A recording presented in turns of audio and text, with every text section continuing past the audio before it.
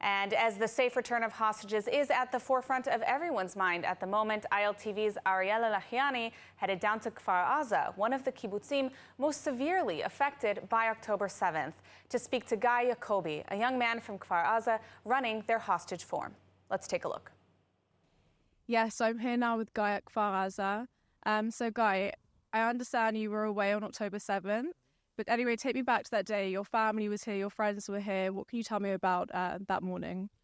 So on the 7th morning, I was in Sri Lanka on a tour for a month. And we woke up for a lot of notifications about missiles that got fired here. We start targeting military forces around the kibbutz through WhatsApp messages. And after we got messages from the kibbutz members where the terrorists are, we start targeting the military forces inside the kibbutz. And while I did that, I started talking with my family. We're inside our house with my parents, my grandmother, and my youngest brother. And the terrorists went in our house around 11:30, and they fought on the door handle for 4 hours. My brother sent me a lot of voice messages that you can hear the terrorists knocking on the door and screaming, "Get out!" And around 2:30 p.m., we lost connection with them. Saturday, 2:30 p.m., and around 1:30 a.m. Sunday, we got a message that they probably got killed, got murdered, all four of them. And we start planning our way back to Israel, and now we start do the funerals and everything. And around 11:30 Sunday a.m., I got a phone call, a really emotional phone call from my brother. And we found out they're all alive. And while we got tears of happiness knowing that my families are alive, I got informed about my friends who got murdered here, one of my best friends, and 63 others members of the kibbutz who got murdered on the October 7th.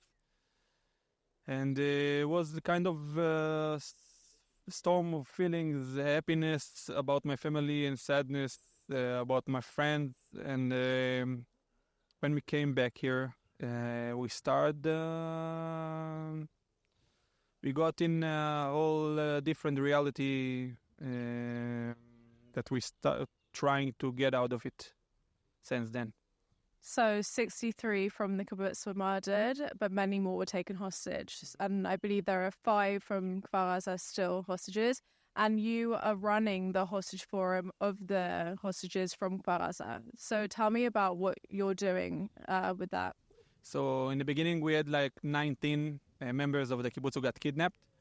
And after the funerals of all the 63 members of the kibbutz who got murdered, a wonderful woman named Nomi, one of my best friend's mother, started to gather all the families who one of the members got kidnapped and start taking care of them, because in the beginning no one thought about it. And I asked her to join her, and together we start running the hostages forum of the kibbutz. And our job is trying to help the families and do whatever we can to bring them home quick as we can. We're doing rallies, we're doing a lot of important meetings with parliament members, and we're trying to help the family get through all this mess together as one big family, and do whatever we can to help them going through the reality. They're stuck in the October 7th since then, and help them do whatever we can. And we've seen lots of protests everywhere, trying to put pressure on the government to do everything they can to bring them back. And we've seen many hostage talks, on the table, and they haven't been finalized, they haven't gone ahead. So what have you been doing to try and get them home? In the beginning, we had a lot of kibbutz protests, like going out to the roads, the streets, or do like more think with things with emotions, like try to tie our hands behind our back and tie out our eyes with a lot of kind of tunnel sound. And after the 2 months, like we kind of understand that maybe we need to do something different. So we started to meet a lot of parliament members and go to more private meetings with them. And family members doing like everything they can. They went out to a lot of delegations to European Union for 2 weeks, not stopping meetings. How are you getting back to day-to-day life? What does your day look like? How are you all trying to return to life? I mean, none of you can come back home at the moment, so how are you getting back to things? You start, coming back to your old reality about like go back to college studies and a little bit things that you can take care about yourself. But all the kibbutz members know that we have any right or any way to go back to the kibbutz without these 5 members that still in captivity.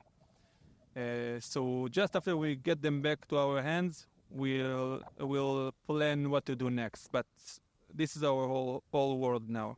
When they are there, we have no right to continue our business and continue our life trying back to the kibbutz or back to normal life.